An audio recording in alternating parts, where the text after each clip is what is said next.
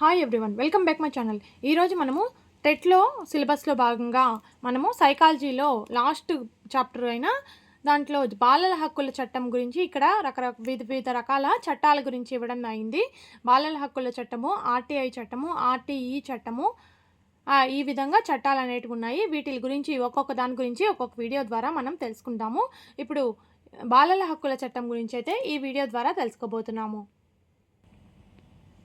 బాలల హక్కుల చట్టం. హక్కులు అంటే ఏంటి అంటే, బాలల హక్కులు అంటే ఏంటంటే, ప్రతి బాలుడు జన్మతః కొన్ని ప్రాథమిక హక్కులు కలిగి ఉంటాడు. పుట్టిన ప్రతి పిల్లవాళ్ళు వాళ్ళకు కలిగిన ఒక ప్రాథమిక హక్కులు అనేటివి కలిగి ఉంటారన్నమాట. వివక్షత లేకుండా అందరి పిల్లలకు సమాన హక్కులు అనేటివి ఉంటాయి. వివక్షత అనేటివి వీళ్ళు తక్కువ ఎక్కువ జాతి కుల మత భేదాలు ఏమీ లేకుండా అందరి పిల్లలకి కూడా ఉండే సమానమైన హక్కులు అనేటివి ప్రతి పిల్లవాడికి పుట్టినప్పటి నుంచి ఉండే హక్కుల్నే బాలల యొక్క హక్కులు అని చెప్పి అంటారనమాట. పిల్లల శారీరక మానసిక సామాజిక అభివృద్ధికి ఈ హక్కులు అవసరము. వాళ్ళకి శారీరకంగా అయినా కానీ మానసికంగా అయినా కానీ సామాజికంగా లేదా వాళ్ళ యొక్క అభివృద్ధి కోసము ఈ హక్కులు అనేటివి చాలా ముఖ్యంగా ఉపయోగపడతాయి అన్నమాట. అసలు బాలుడు అంటే ఏంటి, బాలుడు లేదా బాలిక అంటే ఎవరంటే 18 సంవత్సరాల లోపు వయసు కలిగిన ప్రతి వ్యక్తిని బాలుడు లేదా బాలికగా పరిగణిస్తారు. ఈ హక్కులు అనేటివి ఎవరికి వర్తిస్తాయంటే 18 సంవత్సరాల లోపు ఉండే వాళ్ళని మనము బాలుడు లేదా బాలికగా పరిగణించడం జరుగుతుంది. కాబట్టి ఈ 18 సంవత్సరాల లోపల ఉండే వయసు కలిగిన బాలుడు లేదా బాలికకి కలిగిన హక్కులని ఈ బాలల హక్కులు అని అంటామన్నమాట. ఈ నిర్వచనం అంతర్జాతీయ ప్రమాణాలు మరియు భారత చట్టాల్లో విస్తృతంగా ఉపయోగించబడుతుంది. ఈ నిర్వచనం అనేది ఎక్కడ ఉపయోగించబడుతుందంటే అంతర్జాతీయ ప్రమాణాలు మరియు భారత చట్టాల్లో ఎక్కువగా ఉపయోగించబడుతుంది. బాలల శ్రామికుల చట్టం 1986 ప్రకారము బాలలు అనగా 14 సంవత్సరాలలోపు బాలబాలికలు. ఇక్కడ ఈ చట్టం ప్రకారము బాల శ్రామికుల చట్టం అనేది 1986లో చేసిన చట్టం ప్రకారము బాలలు అని ఇవి ఎవరిని అని చెప్పి తెలియజేశారంటే 14 సంవత్సరాల లోపు ఉండే బాలికలందరూ కూడా బాలలు అని చెప్పి తెలియజేయడం జరిగింది.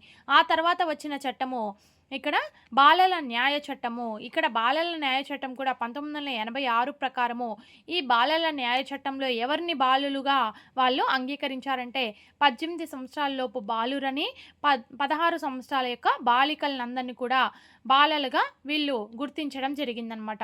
తర్వాత హిందుత్వ మైనారిటీ చట్టము 1986 ప్రకారము ఇక్కడ హిందుత్వ మైనారిటీ చట్టం ప్రకారము 18 సంవత్సరాల లోపు బాలికలందరూ కూడా బాలుడు లేదా బాలిక అని చెప్పి అర్థం అనేది చెప్పారనమాట. ఇక్కడ ఇది అనేది ఇంపార్టెంట్. 14 సంవత్సరాల లోపు ఉండే వాళ్ళు బాలబాలికలు అని చెప్పింది ఏ చట్టం అంటే బాల శ్రామికుల చట్టము 1986.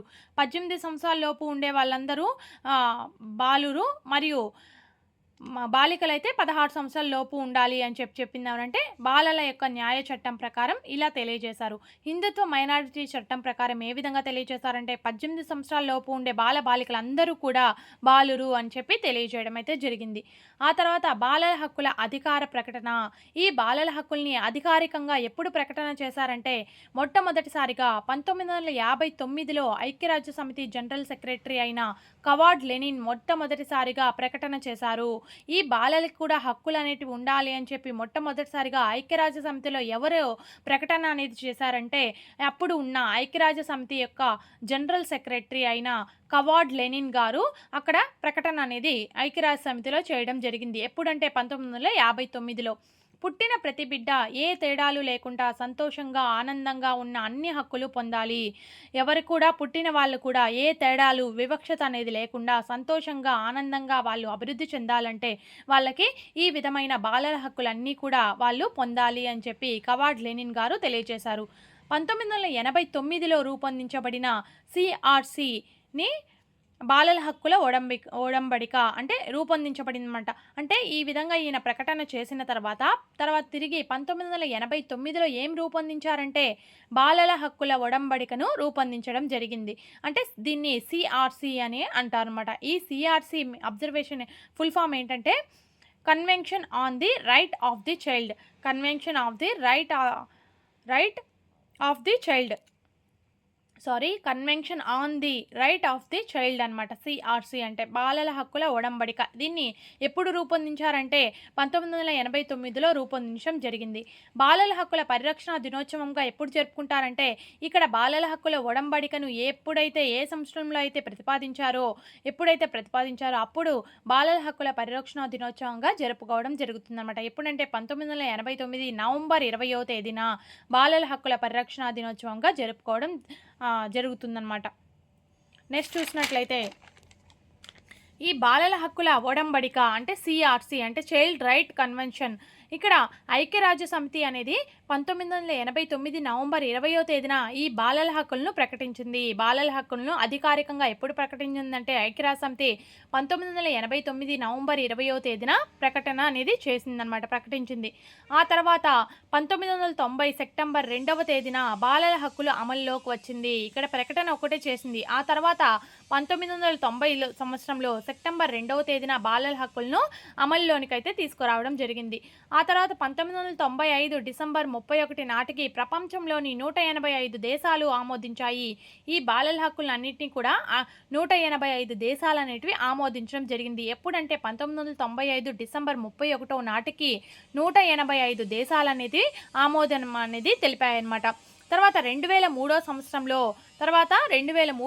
ఎన్ని దేశాలకు పెరిగిందంటే 192 దేశాలు అనేటివి ఆమోదం చేశాయన్నమాట. తర్వాత 2013లో తీసుకున్నట్లయితే ఇంకో 10 సంవత్సరాల తర్వాత 194 దేశాలు ఆమోదం అనేటివి తెలిపాయి. దేనికంటే బాలల హక్కుల ఒడంబడికకి ఆమోదం చేస్తూ తెలిపాయన్నమాట. మన భారతదేశం తీసుకున్నట్లయితే 1992 డిసెంబర్ 11వ తేదీన ఈ సిఆర్సిను ఆమోదిస్తూ సంతకం చేసింది. మన భారతదేశం ఎప్పుడు ఆమోదిస్తూ సంతకం చేసిందని చెప్తే ఇక్కడ 1990లోనే బాలల హక్కుల అమల్లోకి వచ్చిన 2 సంవత్సరాల తర్వాత 1992 డిసెంబర్ 11వ తేదీన మన భారతదేశం అయితే ఆమోదం తెలిపిందనమాట. ఈ బాలల హక్కుల ఒడంబడిక ఆర్టికల్స్ అనేటివి ఎన్ని ఉన్నాయంటే ఇక్కడ 54 అనేటివి ఉన్నాయన్నమాట. ఈ బాలల హక్కుల గురించి ఆర్టికల్స్ అనేటివి ఎన్ని ఉన్నాయంటే 54 ఉండడం జరిగింది. ఇవి ఎన్ని విభాగాలుగా విభజించబడిందంటే 3 భాగాలుగా విభజించారు. దీంట్లో 1వ భాగంలో ఏముంటుందంటే 18 సంవత్సరాలలోపు బాలల యొక్క కలిగిన హక్కులు అనేటివి ఈ 1వ భాగంలో ఉంటుంది. అది ఎన్ని ఆర్టికల్స్ ఉంటుందంటే 1 నుంచి 41 ఆర్టికల్స్ దాకా ఉండేవన్నీ కూడా 1వ భాగం కిందకే వస్తాయన్నమాట. 2వ భాగం తీసుకున్నట్లయితే బాలల హక్కుల పరిరక్షణ,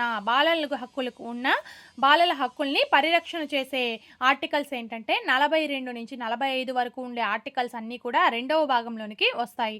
3వ భాగం ఏంటంటే ఈ సిఆర్సి అంటే బాలల హక్కుల ఒడంబడిక మీద సంతకం చేయడానికి వివిధ దేశాల నియమ నిబంధనలు అనేటివి అందులో ఉంటాయన్నమాట. అవి ఏ ఆర్టికల్స్ నుంచి ఏ ఆర్టికల్స్ దాకా ఉంటాయంటే 46 నుంచి 54 ఆర్టికల్స్ మధ్యలో ఇవి 3వ భాగంగా చెప్పబడిందనమాట. బాలల హక్కుల ఒడంబడిక ఆర్టికల్స్ అనేటివి ఎన్ని ఉంటాయంటే 54 అనేటివి ఉంటాయి. అవి ఎన్ని విభాగాలుగా ఉంటాయంటే 3 విభాగాలు. 1వ విభాగం వచ్చేసి ఏముంటుంది 18 సంవత్సరాల లోపు ఉండే బాలలకి కలిగిన హక్కులు అనేటివి అందులో ఉంటాయి. 2వ భాగంలో బాలల హక్కుల పరిరక్షణ అనేది ఉంటుంది. 3వ భాగంలో సిఆర్సి మీద సంతకం చేయడానికి వివిధ దేశాలు నియమించిన నియమ నిబంధనలు అనేటివి 3వ భాగంలో ఉండడం జరుగుతుంది. అవి ఏ ఆర్టికల్స్ కూడా ఉన్నాయి. 1 నుంచి 41 ఆర్టికల్స్ 1వ భాగము, 42 నుంచి 45 ఆర్టికల్స్ 2వ భాగము, 46 నుంచి 54 ఆర్టికల్స్ అనేటివి 3వ భాగంగా మనకి విభజించడం అయితే జరిగింది. బాలల హక్కుల్లో ప్రధానమైనవి మనం తీసుకున్నట్లయితే 4 బాలల హక్కులుగా మనం చెప్పుకోవచ్చు. అవి 1 జీవించే హక్కు, 2 రక్షణ పొందే హక్కు, 3 అభివృద్ధి చెందే హక్కు, 4 భాగస్వామ్య హక్కు. వీటిని ఒక్కొక్కటి గురించి చూద్దాము. ఫస్ట్ బాలలకు కలిగిన హక్కు ఏంటంటే జీవించే హక్కు. అంటే ఏంటి, ప్రతి బిడ్డకు పుట్టుకతోనే జీవించే హక్కు అనేది ఉంది. వాళ్ళకి జీవనం కొనసాగించే హక్కు అనేది వాళ్ళకి ఉంటుందన్నమాట. అంటే జీవించే హక్కులో ఏముంటుందంటే జన్మ నమోదు, అంటే వాళ్ళు జన్మించినప్పుడు నమోదు చేసుకోవడానికి వాళ్ళకి హక్కు అనేది ఉంటుంది. కనీస ఆరోగ్య సంరక్షణ అనేది ఉంటుంది. పోషకాహారం తీసుకునే హక్కు అనేది వాళ్ళకు ఉంటుంది. శుభ్రమైన నీరు మరియు మంచి జీవన ప్రమాణాలను పొందే హక్కు ఈ జీవించే హక్కు కిందకే వస్తాయన్నమాట. మళ్ళీ రెండోది వచ్చేసి రక్షణ పొందే హక్కు. రక్షణ పొందే హక్కులో వచ్చేసి బాల కార్మిక వ్యవస్థ నుంచి రక్షణ పొందడము, బాల్య వివాహాల నుంచి రక్షణ పొందడము, లైంగిక వేధింపుల నుంచి రక్షణ పొందడము, అక్రమ రవాణా విధానం నుంచి రక్షణ అనేది కలిగించడము, అదేవిధంగా హింస, దౌర్జన్యం నుంచి రక్షణ పొందడం అనేది కూడా, ఇవన్నీ కూడా అంటే పిల్లలకి రక్షణ కలిగించేటివన్నీ కూడా రక్షణ పొందే హక్కుగా చెప్పుకోవచ్చు అనమాట. తర్వాత మూడవది అభివృద్ధి చెందే హక్కు. అంటే నాణ్యమైన విద్య పొందడము. అంటే వాళ్ళు విద్య పొంది అభివృద్ధి అనేది చెందడానికి ఒక హక్కు అనేది వాళ్ళు కలిగి ఉంటారన్నమాట. వాళ్ళకి కలిగిన ఆటలు, వినోదము, విశ్రాంతి అనేటివి అవి కూడా పొందే హక్కు అనేది కలిగి ఉంటారు. వ్యక్తిత్వ వికాసం అనేది చెందడానికి, సాంస్కృతిక కార్యక్రమాల్లో పాల్గొనడానికి, సమాచారాన్ని పొందడానికి ఇవంతా కూడా అభివృద్ధి చెందే హక్కు కిందకి వస్తాయన్నమాట. తర్వాత 4 భాగస్వామ్యపు హక్కు. భాగస్వామ్యపు హక్కు అంటే స్వేచ్ఛగా అభిప్రాయాన్ని వ్యక్తం చేయడం. అంటే వాళ్ళకి ఏమనిపిస్తుందో అది వాళ్ళు వ్యక్తపరచడానికి వాళ్ళకి పూర్తిగా హక్కు అనేది ఉంటుందన్నమాట. వాళ్ళు నిర్ణయాల్లో భాగస్వామ్యం అనేది కావడము, ఏదైనా నిర్ణయాలు తీసుకునేటప్పుడు వాళ్ళు కూడా పాలు పంచుకోవడం అనేది వాళ్ళకి ఉండే హక్కు అనమాట. సంఘాలు ఏర్పాటు చేసుకునే హక్కు, సమాచారాన్ని స్వేచ్ఛగా పంచుకోవడము, శాంతియుతంగా సమావేశాలు, ర్యాలీల్లో పాల్గొనే హక్కు అనేది బాలలకి కలిగి ఉంటుంది. ఏంటంటే ముఖ్యంగా 4 హక్కులు అనేవి ఉంటాయి. ఒకటి జీవించే హక్కు, రక్షణ పొందే హక్కు, అభివృద్ధి చెందే హక్కు మరియు భాగస్వామ్యపు హక్కు అని ఈ 4 విధాలుగా ఉంటాయన్నమాట.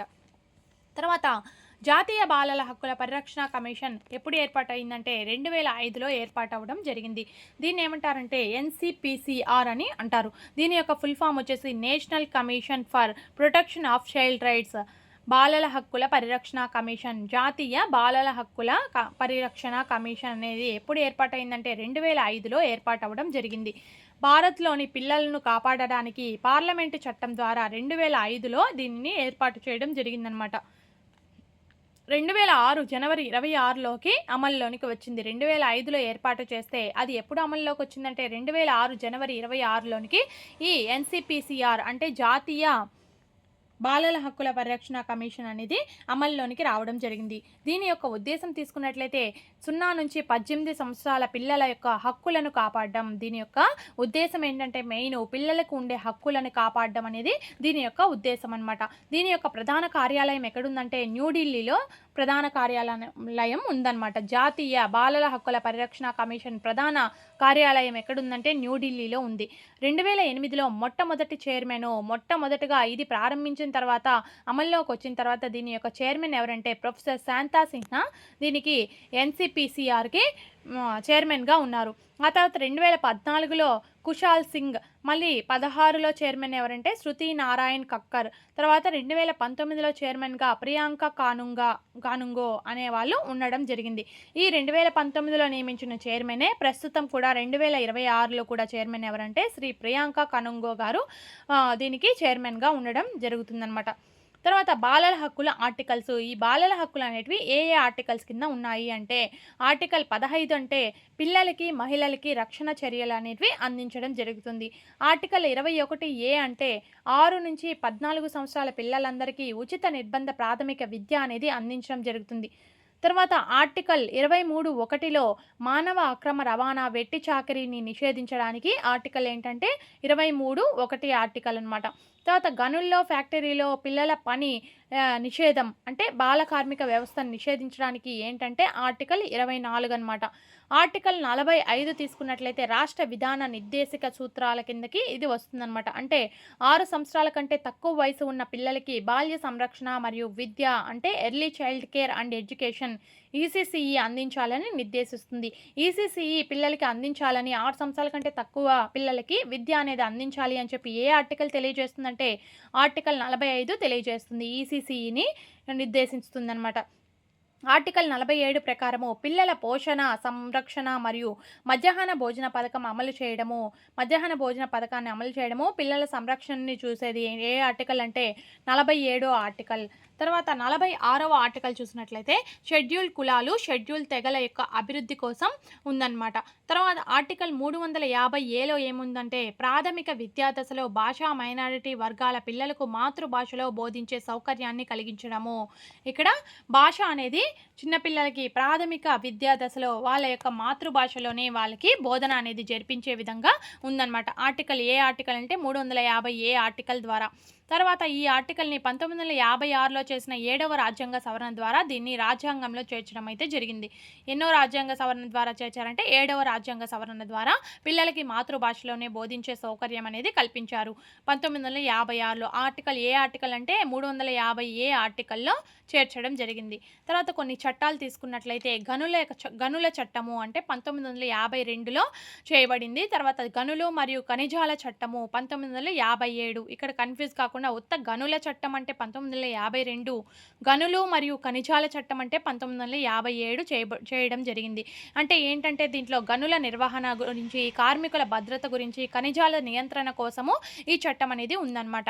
తర్వాత మోటారు వాహనాల చట్టము ఎప్పుడు చేయబడిందంటే 1988లో చేయడం జరిగింది. అంటే రోడ్డు రవాణా నిబంధనలను, డ్రైవింగ్ లైసెన్సు, రిజిస్ట్రేషన్లు, ఆ వాహనాలకు సంబంధించిన రిజిస్ట్రేషన్లు మరియు ట్రాఫిక్ ఉల్లంఘనలు మరియు వాటి యొక్క పరిహారాలు ఇవన్నీ కూడా దీనిలో ఈ చట్టంలో చేయబడి ఉంటుంది. ఇది దేశవ్యాప్తంగా ఈ మోటార్ వాహనాల చట్టాన్ని దేశవ్యాప్తంగా జూలై 1న 1989లో నుంచి అమల్లోనికి రావడం జరిగింది. అంటే 1988లో వాహనాల చట్టం అయితే చేశారు. కానీ అది ఎప్పుడు అమల్లోకి వచ్చిందంటే 1989 జూలై 1న అమల్లోనికి రావడం జరిగింది మోటారు వాహనాల చట్టం అనేది. పరిశ్రమల చట్టం అనేది 1951లో చేయడం జరిగింది. అంటే పరిశ్రమల యొక్క అభివృద్ధి కోసం ఈ చట్టంలో రాయబడి ఉంటుందన్నమాట. తర్వాత పోక్సో చట్టం అంటే ఏంటంటే పోక్సో చట్టం అంటే protection of children from sexual offences. అంటే ఏంటంటే 18 సంవత్సరాలలోపు పిల్లలకి లైంగిక వేధింపుల నుంచి రక్షణ కలిగించే సమగ్రమైన భారతీయ చట్టాన్ని ఈ పోక్సో చట్టం అని అంటారన్నమాట. 18 సంవత్సరాలలోపు ఉండే వయసు కలిగిన వాళ్ళ ఆడపిల్లలైనా మగపిల్లలకైనా కూడా ఇది అందరికీ కూడా ఇది వర్తిస్తుందన్నమాట. దీనిలో నేరాలు ఏంటంటే అసభ్యకరమైన తాకిడి లేదా లైంగిక వేధింపులు, పిల్లలకు సంబంధించిన అసభ్యకరమైన చిత్రాలు అన్నీ కూడా ఈ పోక్సో చట్టం కిందకి వస్తాయన్నమాట. బాలల యొక్క సంక్షేమ కమిటీ అన్నమాట. అంటే చైల్డ్స్ వెల్ఫేర్ కమిటీ అన్నమాట. CWC అంటే చైల్డ్ వెల్ఫేర్ కమిటీ. అంటే ప్రతి జిల్లాలో కూడా ఈ బాల సంక్షేమ కమిటీ అనేది ఉంటుందన్నమాట. అవసరమైన పిల్లల కోసం వాళ్ళ యొక్క పరిరక్షణకి, సంరక్షణ మరియు పునరావాసం కోసం నిర్ణయాలు అనేది తీసుకోవడం జరుగుతుంది. అంటే బాలల కోసం ఏ విధంగా సంరక్షణ అనేది ఉండాలి అని చెప్పి నిర్ణయాలు తీసుకోవడం జరుగుతుందన్నమాట. తర్వాత అనాథలకు మరియు వదిలివేయబడిన బాధిత పిల్లల కేసులను చూసుకుంటుంది. అంటే అనాథలుగా ఉండే వాళ్ళకి సంరక్షణ కలిగించడము, లేదా వదిలివేయబడిన పిల్లలకి లేదా బాధిత పిల్లలకి ఎవరైనా బాల కార్మికుల నుంచి అంటే ఇంట్లో వేధింపులు జరుగుతూ ఉండే పిల్లలు అనేవాళ్ళు బాధిత కుటుంబానికి చెందిన వాళ్ళందరికీ కూడా సంరక్షణ అనేది ఇది చేస్తుందన్నమాట. బాలల హెల్ప్ లైన్ అంటే బాలల హెల్ప్ లైన్ నెంబర్ అనేది ఉంటుందన్నమాట. అది ఏంటంటే 1098 అనేది బాలల హెల్ప్ లైన్ నెంబర్ అనమాట. ఇది 24x7 అంటే 24 అవర్స్ కూడా ఉచిత అత్యవసర సహాయ నెంబరు. అంటే ఎప్పుడు కూడా ఉచిత అత్యవసర నెంబర్ అనేది బాలలకి ఏంటంటే 1098గా ఉందన్నమాట. ఏ పిల్లలైనా కూడా సహాయం అనేది దీని ద్వారా కోరవచ్చు. పిల్లలు సమస్యలు, ప్రమాదాలు, దౌర్జన్యాలు వంటి సందర్భంలో పిల్లలకి ఏదైనా సమస్యలు వచ్చినా కూడా, ప్రమాదాలు ఎదురైనప్పుడు కూడా, లేదా ఎవరైనా దౌర్జన్యంగా వాళ్ళ పట్ల బిహేవ్ చేస్తున్నా కూడా అలాంటి సందర్భాల్లో ఈ 1098 అనే హెల్ప్ లైన్ నెంబర్కి పిల్లలు అనేవాళ్ళు లేదా ఎవరైనా తెలిసిన వాళ్ళైనా కూడా ఫోన్ చేయొచ్చు అనమాట. కానీ ఈ విధంగా మీరు చేసిన కాల్ అనేది గోప్యంగా ఉంచబడుతుంది. ఎవరైనా వేరే పిల్లల్ని అసభ్యకరంగా వాళ్ళని యూజ్ చేసుకుంటున్నట్లయితే మనం కానీ వాళ్ళకి ఆ హెల్ప్ లైన్ నెంబర్ ద్వారా వాళ్ళకి సమాచారం అనేది అందించినట్లయితే మన కాల్ అనేది అది అక్కడ వాళ్ళకి గోప్యంగా ఉంచడం జరుగుతుందన్నమాట. ఇక్కడ ఈ బాలల హక్కుల చట్టంలో మనం తీసుకోవాల్సిన బాధ్యతలు ఏంటంటే మనము ప్రతి పౌరునిగా మన యొక్క బాధ్యతలు ఏంటంటే ప్రతి పిల్లవాడిని మనం గౌరవించాలి. వారి యొక్క హక్కుల గురించి మనము ఎంతో కొంత అవగాహన అనేది మనం వాళ్ళకి కల్పించాలన్నమాట. పిల్లలపై జరిగే అన్యాయాన్ని అరికట్టాలి. ఎవరైనా పిల్లలపైన దౌర్జన్యాన్ని చూపిస్తున్నట్లయితే, వాళ్ళ పట్ల అన్యాయంగా ప్రవర్తిస్తున్నట్లయితే దాన్ని అరికట్టాలన్నమాట. సురక్షిత సంతోషకరమైన వాతావరణాన్ని కల్పించాలి.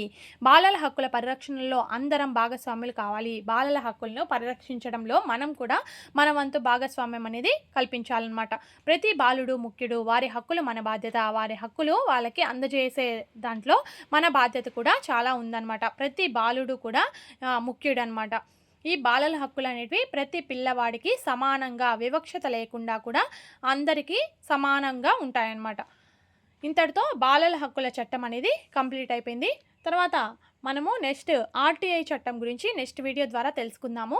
నా వీడియో కనుక మీకు నచ్చినట్లయితే లైక్ చేసి అలాగే షేర్ చేయండి. మరిన్ని ఇలాంటి వీడియోల కోసం నా ఛానల్ని సబ్స్క్రైబ్ చేసుకోండి. Thank you for watching.